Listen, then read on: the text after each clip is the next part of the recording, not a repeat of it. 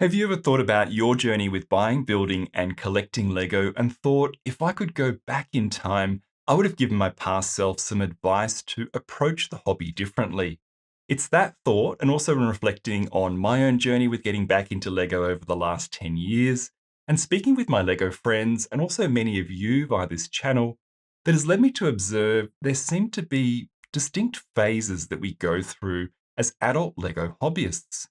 So it's my intention with this video to go over the 6 adult Lego hobbyist phases that I've identified, and for each phase, share some advice with you to consider. And what I'd like you to think about while you're watching this video is to identify which adult Lego hobbyist phase or phases you think you're in, and what advice or lessons you think may be applicable to you. Okay, let me list the phases that I've come up with. These are the Lego Newbie, the Experienced Lego Newbie, the Adult Lego Enthusiast, aka the AFOL or Adult Fan of Lego, the Lego Exhibitor, the Lego MOC Enthusiast, and the Exhausted AFOL. Before we look into each of these, if you would like to read about this topic, I've published a new article on my website covering everything I'm going to share with you now. You can find a link to the article in the description of this video.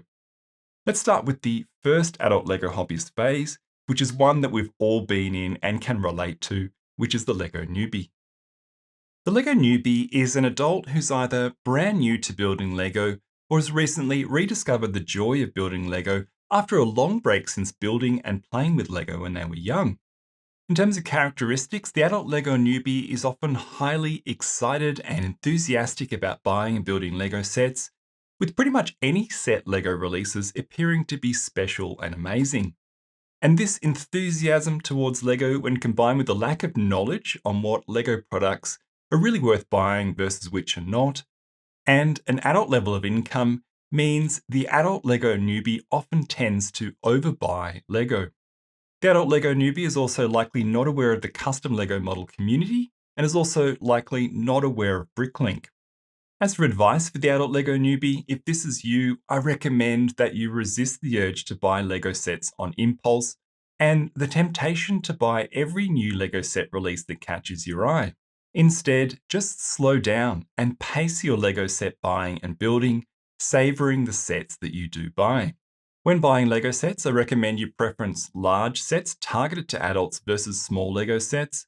You'll find that small Lego sets quickly become house clutter, and you likely won't feel the same about them after being in the hobby for a few years. Whereas it is the large, impressive Lego sets that you find you'll not only enjoy building, but you're likely to keep for the long term. Where possible, buy Lego from retail stores and online versus directly from Lego, as you are likely going to find the sets you want at better pricing to what Lego offer on their web store or at any of their physical retail stores. Moving on, the experienced Lego Newbie is an adult who has 1 to 2 years in the hobby, and while still very enthusiastic about buying, building, and collecting Lego, has figured out the type of Lego sets they enjoy the most.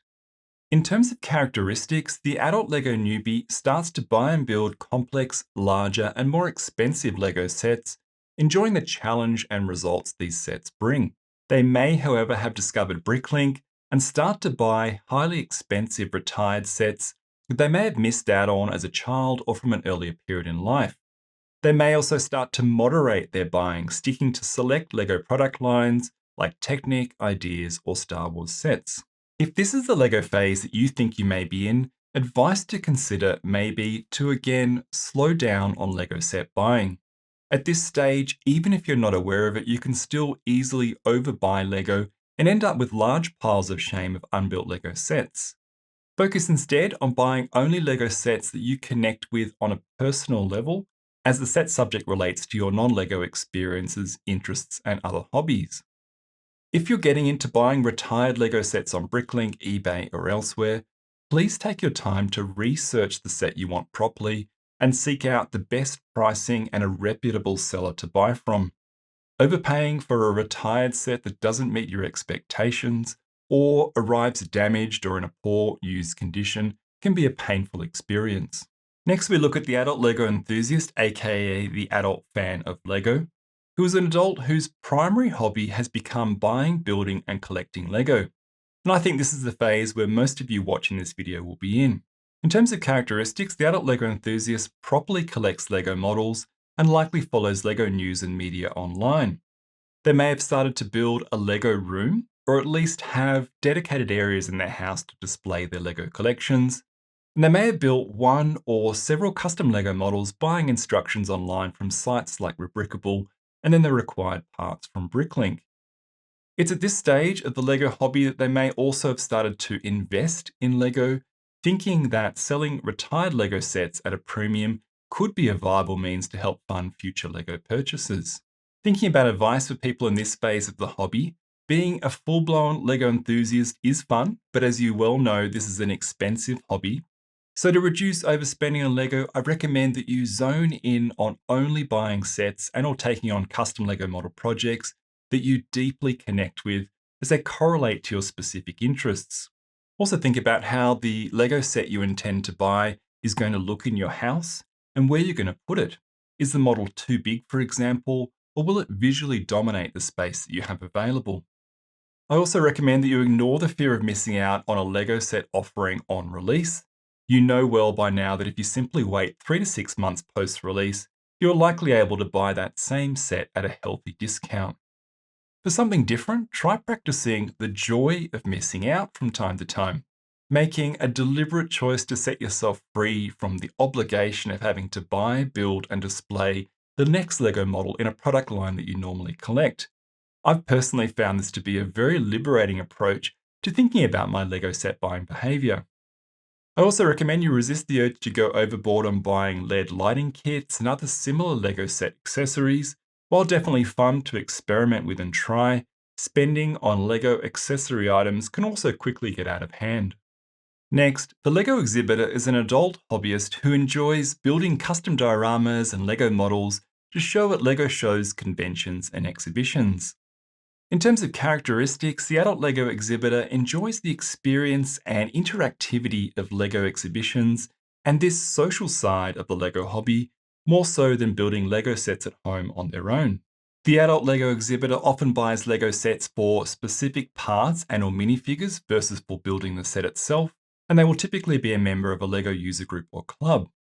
The advice I have for the adult Lego Exhibitor comes from a friend of mine, Daniel, who exhibits regularly at Lego shows. If this is the phase that you're in, he's recommended that you start with building small models to exhibit versus going for huge projects immediately, and that you consider reusing and extending your dioramas or models as you exhibit in successive shows versus always building a new model or exhibit for each show. He's recommended that group build projects can be a superb entry path to get into Lego exhibiting, and participating in a group project will also help you save money as you can pool funds to buy the required parts. And finally, you don't need to impress other exhibitors by trying to build the biggest and best creation. Just build and exhibit a creation that feels right to you and that you feel proud to exhibit and share. The Lego MOC Enthusiast is an adult Lego hobbyist who is focused mostly on building custom Lego models, either of their own design or designed by others, versus building standard Lego sets. And I wonder if many of you watching this video, like me, are in or have been in this phase of the hobby. Characteristics of the Lego MOC Enthusiast include spending a lot of time investigating and looking into custom Lego model builds and projects on Lego MOC forum sites like Eurobricks and MOC sites like Rebrickable. They can also get over-enthusiastic about buying the instructions and Lego parts for successive custom projects, often resulting in large piles of shame of boxes of unbuilt projects. And they can find it difficult to buy and build standard Lego sets, as they often see the flaws and shortcomings of standard Lego sets and feel that if they bought those sets, they would have to do work to correct them in addition to building them. And I know this is something that I feel quite often. The Lego MOC Enthusiast will likely also have tried one or several alternate brand building toy products, like those offered by Carter and Blue Bricks. As for advice for the Lego MOC Enthusiast, I recommend that you avoid the 8 common mistakes made when purchasing custom Lego model instructions, and I go into detail on what these mistakes are in an article on my website, and I'll put a link to that article in the description of this video for you to check out if you haven't already. I also recommend you set yourself a MOC work in progress project limit so that you don't overbuy instructions and parts for too many custom projects at the one time. I also recommend you resist buying custom Lego model instructions just because the instructions may be on sale. BrickVault often runs sales on their instructions, and it can be tempting, I know I've felt this, to grab instructions for projects that you're only passingly interested in. The problem is you may pay for the instructions but end up never buying the parts for or building the associated model or models. And finally, the last of the six, the Exhausted AFOL, who is an adult Lego enthusiast who has been buying, building, and collecting Lego for a long time, typically 10 years plus, who feels fatigued with the hobby. And this is the phase that I'm in at the moment. Characteristics of the Exhausted AFOL may include that they already have a large collection of Lego models and possibly have limited space in their home to add more models to that collection. The Exhausted AFOL often also has a large volume of unbuilt Lego sets and unbuilt custom Lego model projects, i.e. their pile of shame is truly shameful. They may also likely feel Lego buying fatigue, viewing new Lego set releases skeptically and often thinking the sets are overpriced and not worth purchasing. They can also see Lego set re-releases, for example the re-releases that we see in the Star Wars UCS line, as making buying Lego less appealing, as earlier sets they bought for their collection now seem redundant. And they may feel over the social media Lego hype train, i.e. new Lego set release reviews and leak-style videos no longer seem that interesting.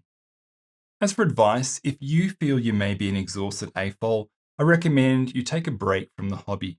Do something else and then come back to it when you feel refreshed and enthusiastic about Lego again. Only buy a new Lego set release if you really want the set, as in you feel genuine excitement about buying, building, and adding that set to your collection. I also recommend you do a Lego model cleanse, selling off all and any of the Lego models that you no longer feel a connection to. I think you'll feel lighter, have more space in your home, and you may have funds to spend on a new Lego model if you want to. I hope you enjoyed watching this video and that some of the advice I've presented has given you something to consider depending on the phase that you think you may be in with our shared Lego hobby. As mentioned at the start of the video, if you want to recap on anything from this topic, you can read the supporting article on my website, and I'll put a link to the article in this video's description. And before I end the video, feel free by posting a comment on this video to share your thoughts and advice on things that you may recommend people do or not do in the frame of considering the adult Lego hobbyist phase that I've covered. Well, that's a wrap. Thank you for watching, and as always, I look forward to seeing you in the next video.